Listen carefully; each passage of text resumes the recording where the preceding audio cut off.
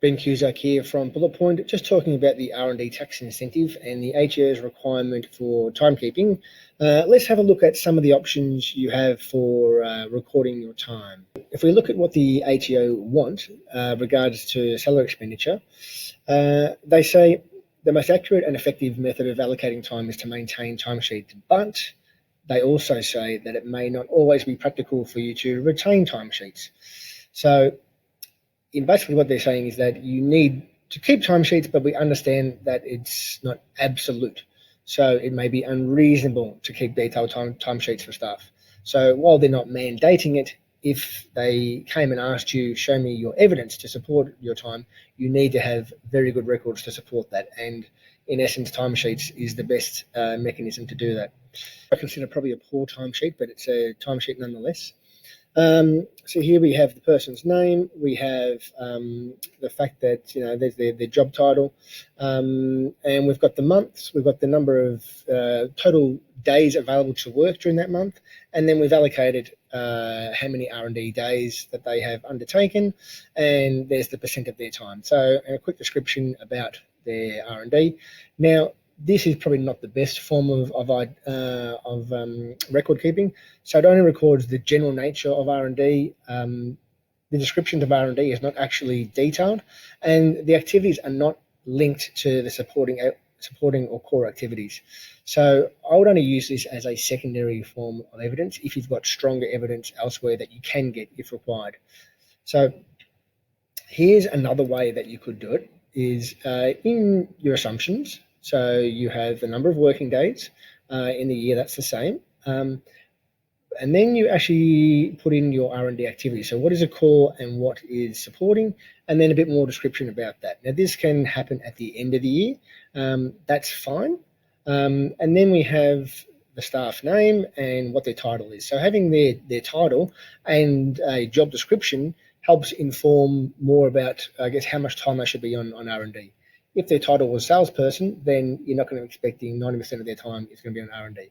But if their title was R&D manager and the job description says they're always doing R&D, you'd expect, or it'd be reasonable to assume that 90% of their time is on R&D.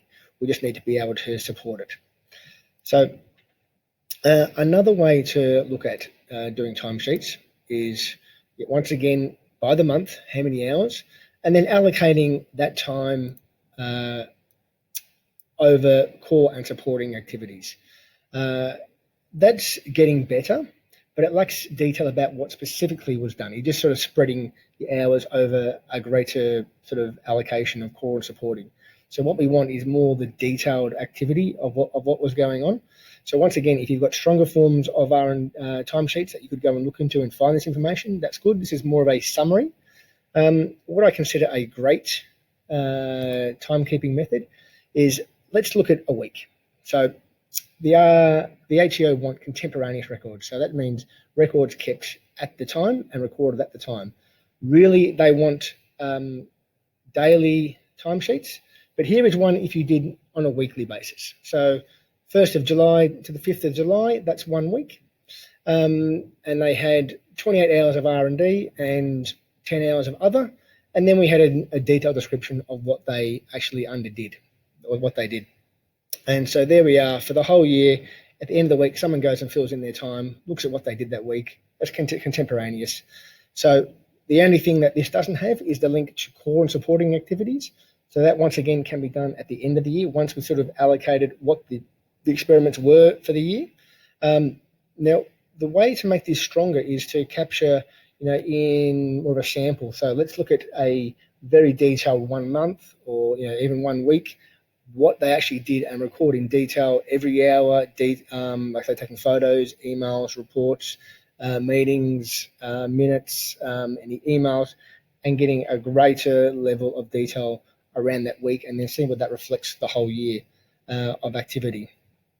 Now, if the benchmark that I think the AHA would want us to aspire to is in an excellent level, so that's really every day, let's go and record how many hours of R&D, how many hours of other, detailed description of the activities, and then if we scroll across, we actually link it to the core and supporting activities. So that's the benchmark that we need to get to. Ideally, what we want to get to is probably a grade level. So record the week's activities, how many hours, and then also do a sample month. So is 74%, or just say we assumed it's 80 or 90% of the whole year. If we went and did a sample month, is that reflective of what we said at the end of the year? So we can do a sample month. Let's go and look at, for the month of May, every day, the R&D person would go and record what they were doing that day and keeping a lot more detailed information around that. So there's a few examples between poor and really good for timesheeting to keep. Another option to go and do some very detailed samples. So either a week or a month or whatever is reflective of how your business is running, and record that activity, and then any other supporting activity like test runs, experiments, any meetings, any meeting minutes, any notes, any emails, photos. I love to hear about mistakes that happen throughout the way. That gives a good indication of R&D. So anything you can do to capture a greater detail, that's going to look good for your timekeeping and your justification for your R&D activities.